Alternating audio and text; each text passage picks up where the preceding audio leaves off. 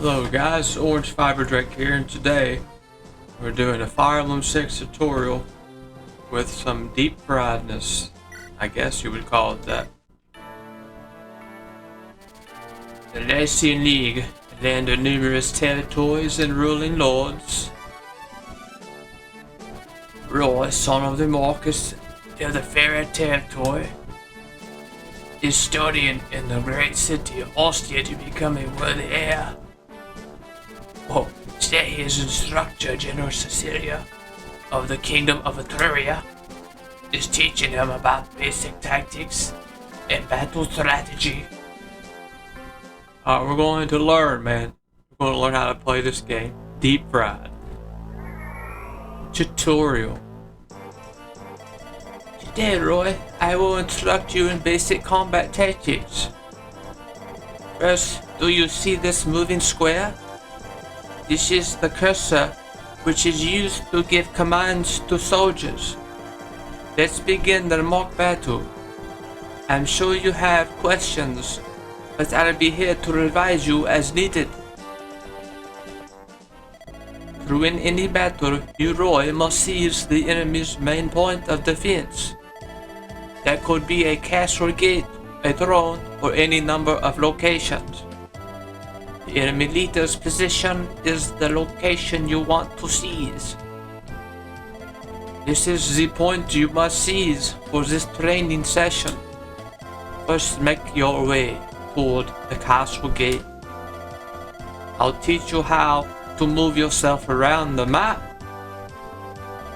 Units are soldiers that move around the field and fight.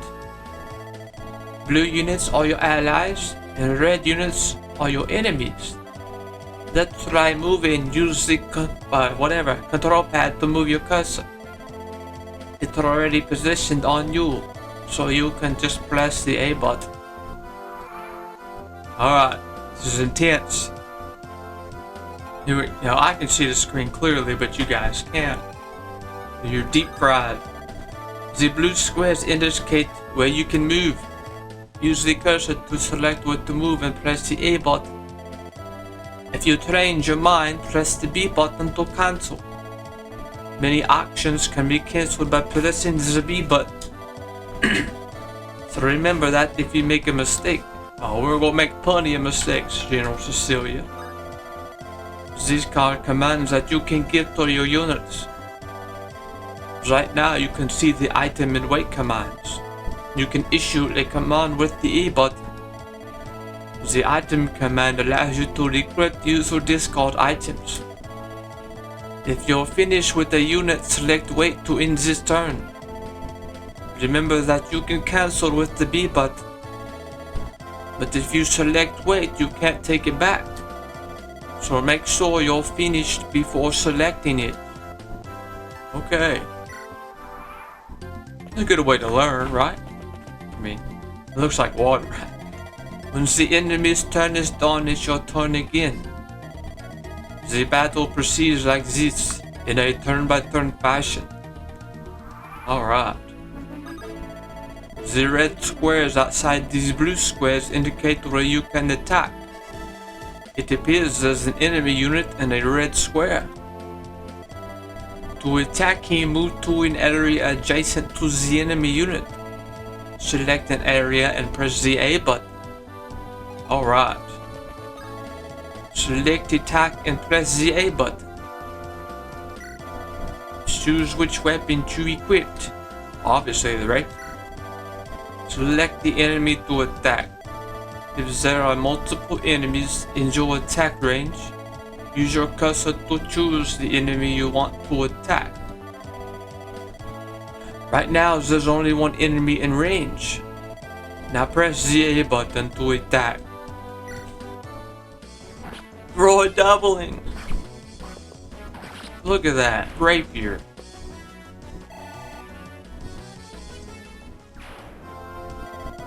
If an enemy survives your first attack, it may perform a counter attack. A unit with much higher speed than its opponent will attack twice. If a unit takes a hit, its HP or hit points will be reduced. If the unit's hit points is reduced to 0, that unit will be lost. Once a unit is lost, it's gone for good. Also, if you lose all your HP, Roy, the battle is lost. That means game over, so be careful. Alright, we will remember that. Alright, I'll help Lord Roy with my bow. Roy, the archer bolts came to help you. They're not the only units you can move. You have command over all of your allies too. But remember that you are responsible for their lives. And one more thing. Do you see where the cursor is? This is the entrance to a village. You should inform the village of the battle. Once you move to the entrance of a village, you can select visit to inform them. Alright. Here is the vault. Look at the red zone or the attack range. For you it was only 1 space, but for this unit it's 2 spaces. That's because Bolt can attack from a distance with his bow. Different weapons can attack in different ways. Bolt can engage in indirect combat with his bow. To attack with a bow, your unit must be 1 space away from the enemy. The enemy!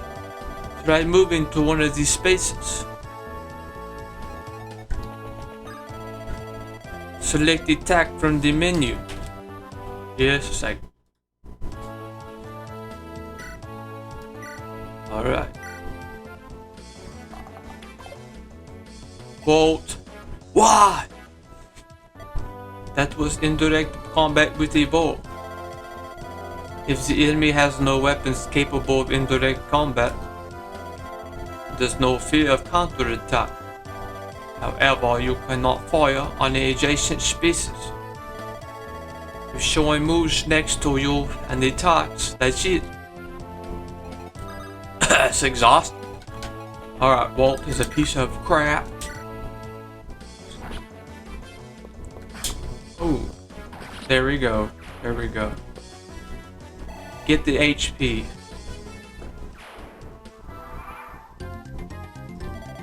Do you think you have a grasp on the basics of battle now? Now I'll tell you about one of the most powerful weapons you have. Information. You can press the R button to investigate numerous things. For example, if you press the R button while the cursor is on a unit, you can view its statistics, items and other data. You can also press the R button on commands if you don't understand them. If there's something you're unsure of, the R button is there to help. Not Walt, nothing can help Walt. So send him to the house. Do you see the visit command? If you select it and press the A button, you can visit the village. There we go. Thank you for coming. Please remember to inform the villagers in real battles as well.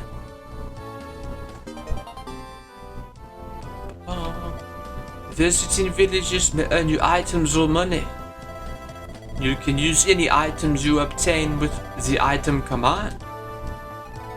Oh, we will be taking that. Oh, excuse me.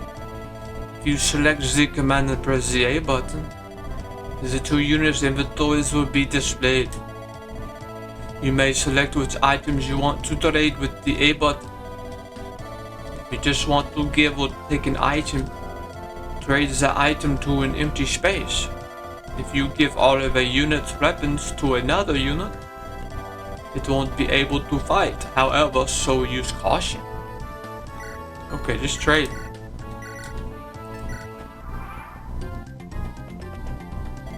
Roy, are you alright? I'll help you with my magic. Alright. Some weapons such as magic and javelins can strike enemies in adjacent squares as well as those at distance. As you can see, the red zone is extended. So now use an attack with magic. You can either attack from close up or keep your distance. Select attack. Also, do you remember the R button? You can press the R button to see help messages here too. I don't want to use her. I don't want to use her. She'll die. Send Archer in to die. Sorry, but this, we just can't be doing this. She'll die. Alright. Always keep your... No, she do not want. Alright. Listen, the game gave me bad advice, so I'm sticking my Archer in range. Because we don't care about what. See, we took some damage, but Lilina would have probably died, so why would I want to do that? So now you can attack with magic. Okay, you told me 3 times already. Sorry, guys. Select attack. Yeah. Look at that. Look at that. Oh. Got the chip damage. That was the magic attack. You can attack from a distance to avoid counter attacks from many foes. And you can also attack from an adjacent square to avoid counter attacks from bows. I think you'll find magic to be highly versatile. Me too. Just not from Lily. The rescue command allows you to carry allies to protect them. Units can only be rescued if his con stat is lower than the rescuer's aid stat. You can see a unit's con and aid values on the unit's data screen. While a unit is carrying another, these combat statistics are lowered significantly, so be careful. After rescuing a unit, you can drop it onto a space by using the drop command. Or if you prefer, you can pass it to another unit with the give or take commands. Remember, however, that you can only perform one command per turn. Okay, we'll remember that. Yeah, Roy the kill. Look at that. Now, they will probably go after Walt. You will soon approach the castle. Like I said before, to win, you have to seize the castle gate or the throne. In other words, where the enemy leader is. Balls is leading the enemy in this reigning mission. So your final task is to defeat him. Once you've done that, use the seize command on the gate, and the victory will be yours. Okay. Whoa, oh no. I'll tell you about the map menu now. You wear me out. Move the cursor to an empty space and press the A button. You can see more information about each command by using the R button. How about that? Hey, I didn't want to kill this archer, but I have to now. Too bad mood. Well, there we go. Look at that. With the critical hit. Level up for Roy on tutorial. Alright. Here we go. Oh, you've made it. This is a training session, but a battle all the same. Don't expect me to go easy on you.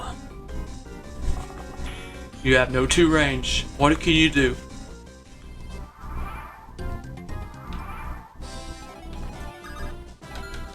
Alright. Look at that. Boom. With the chip and dip. Alright. If you press the A button when the cursor is on an occupied space, the map menu appears. First, look at the bottom command. you can choose in the turn before moving all of your units. Just select it and press the A button if you're ready. If you want to return to the map and the cursor, press the B button. No. I have no desire. Alright guys, let's get the chip with Lilina. Unfortunately, Roy will probably die if I put him in attack range, so I'm gonna use the Elder Vulnerary. How dare you use all your vulnerabilities? Ah! Alright, here we go. Oh god. There we go. Well, you very nicely done.